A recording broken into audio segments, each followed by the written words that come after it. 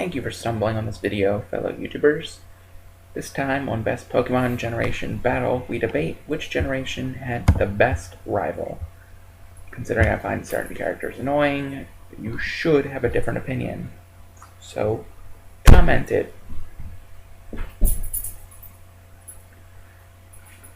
Anyway, for the worst rival, we break the record for Generation 4. Barry is the worst rival in my opinion. The other rivals have something better, while he just makes you hate him. Like, he doesn't help you strive to be better. His stupid obsession with finding you money. I remember playing the games hoping he'd shut up every single time I saw him. And not to mention, he also gives up like 3/4 through the game. And I don't remember his team ever really being that good.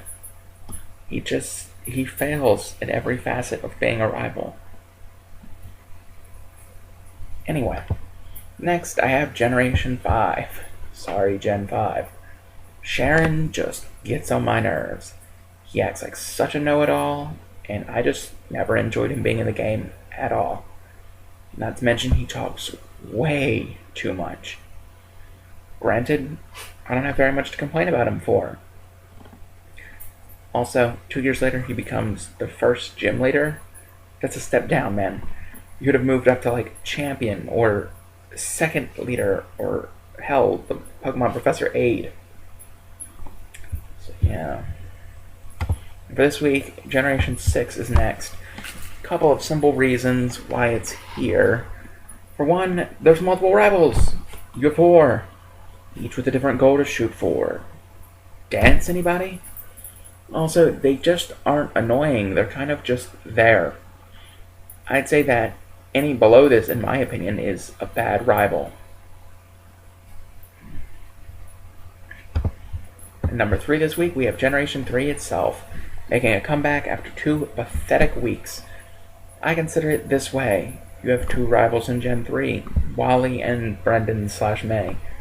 I've always thought Wally was awesome. Just a shy, meek kid who gets a Ralts and learns to kick ass because of it. Also, he doesn't annoyingly show up every town just 3 times in the game. That's perfect. Then you have Brendan and May, who don't cause any trouble at all. They're just there. They're just okay. But Wally puts Generation 3 up the 3rd spot. Then for number 2, we have Generation 1, and of course, Blue is the OG. Can anybody argue against Blue? He has just the right amount of douche saying things like, "Smell you later."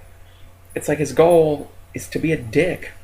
And also, let me point out, he becomes the champion. Not a single other rival becomes the champion. So, not only is he wildly successful, he's just a perfect amount of dick. And with the way rivals have been recently, they'll never be as good as Blue again. So, and number 1, without a doubt, is the Gen 2 rival, hereby referred to as Douchebag, considering you never actually know his name. I mean, look at the facts. He steals his starter Pokemon. Like, straight up, he steals it. He is a thief. That is a good rival. Add to the fact, he isn't even your rival. He's just some guy who's always ahead of you. He's strong and hopes to beat you down. It's not like in his mind, it's like, I have to beat you because I'm better than you. Like in his mind, it's, I have to beat him because he is everything I don't like. Like, it just, he loses to Lance and he still doesn't give up. You battle him in Victory Road and he beat every trainer so hard they vanished. I mean, when you're about to break into Team Rocket's hideout, he has the balls to identify you to a Team Rocket guy. I mean, if he could kill you, he would.